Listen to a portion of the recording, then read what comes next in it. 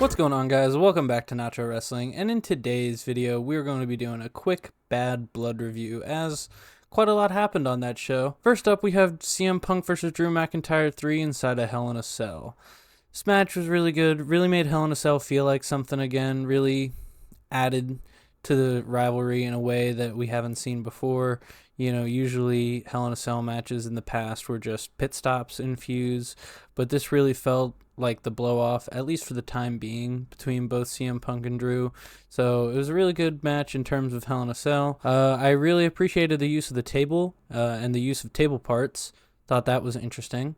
Using like the leg as a weapon from the table. CM Punk also slamming him down onto the leg of the table. Thought that was interesting as well. Both men bleeding was really cool to see. Definitely think that even though it was a blood pack, and by the end of it, the blood was wiped away, especially on CM Punk's forehead, and you had the paramedics checking him, that was a little goofy. But other than that, it was cool to see both men get some color during the match. That's what's needed, especially for a Hell in a Cell. And one last thing, beads in the black bag, whatever. Don't really care that much about that.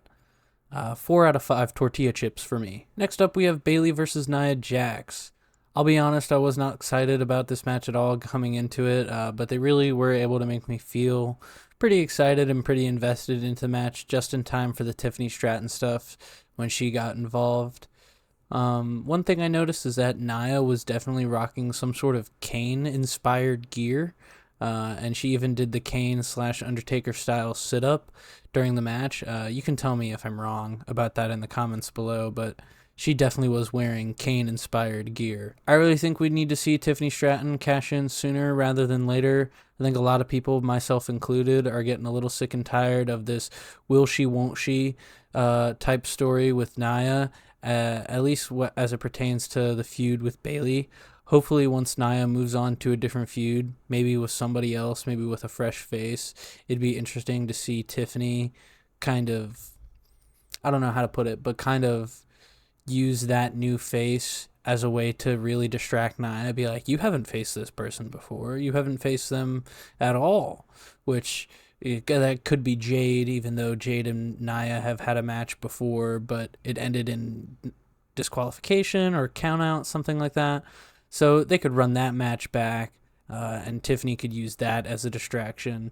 I just think it's really time to get that briefcase off of her. Now that Bayley's officially and hopefully done challenging for the women's title for the foreseeable future, I really think it'd be beneficial for her to spend some time on SmackDown helping build up the rest of the women's division with the likes of Blair Davenport or even Alba Fire or Isla Dawn, any of those three, which I think they may all be on Raw technically. Not 100% sure about that. But just helping build up the SmackDown Women's Division should be Bayley's next goal, as it were. All that being said, this match gets a nice even 3 out of 5 tortilla chips. Next up, we have Damian Priest versus Finn Balor. This is the only match of the night where I really could have seen either guy walking away with the win. Personally, I thought Finn deserved the win and needed the win a little more than Priest did, but I can understand why Priest got the win, especially since Finn was the one that cost him the belt back at SummerSlam. Another thing is that I really think those tag titles need to come off JD and Finn as soon as possible. I agree with the overwhelming sentiment that tag titles should not be props for factions. I think that there's a whole number of tag teams that are involved in factions that could benefit from having those tag titles. Alpha Academy or American Made or whatever they're called, the Creed brothers, they could benefit from having those tag titles.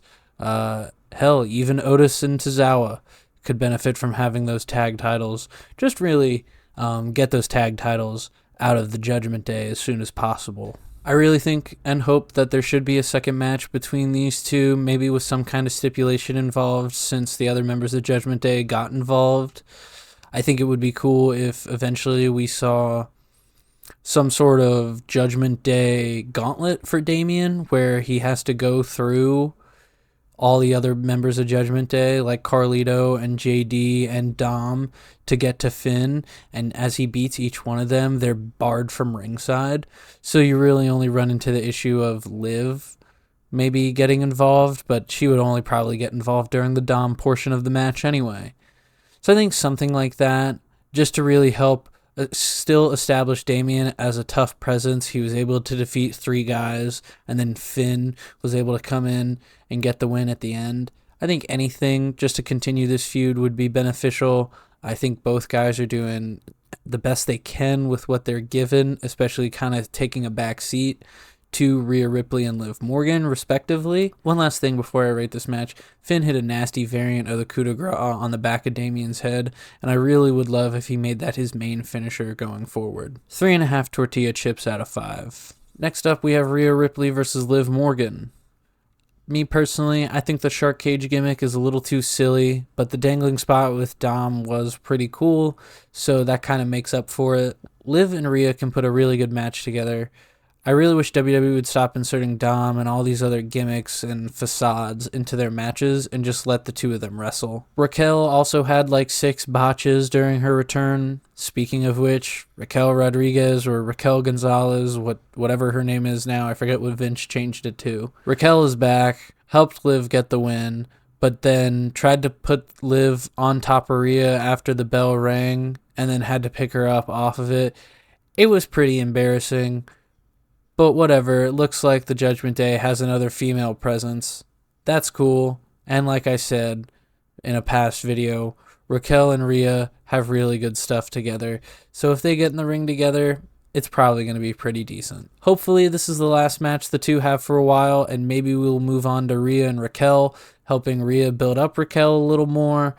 But it's probably unlikely, and we're probably going to see Rhea versus Liv again at the next pay-per-view. 2.5 tortilla chips out of 5. Next up, we have the main event, Roman and Cody Rhodes versus the bloodline of Jacob Fatu and Solo Sikoa. This match started off super slow. Even for a Roman match, it felt slower than normal. Roman felt like he had maybe 10 minutes of ring time that didn't include just him walking around the ring. Cody took most of the heat during the match and was able to finally get a hot tag to Roman, and that's when the crowd and the match itself really started to come alive.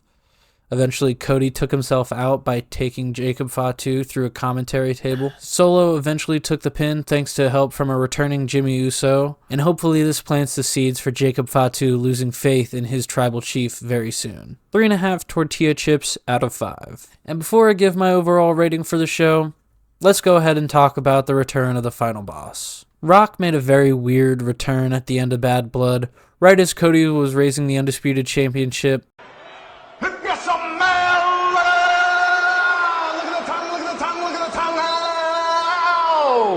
Rock's music hit, and he came out, and he counted to 3 with his fingers in a very weird way. He went 1, 2, then 3. Who the fuck counts like that, Dwayne?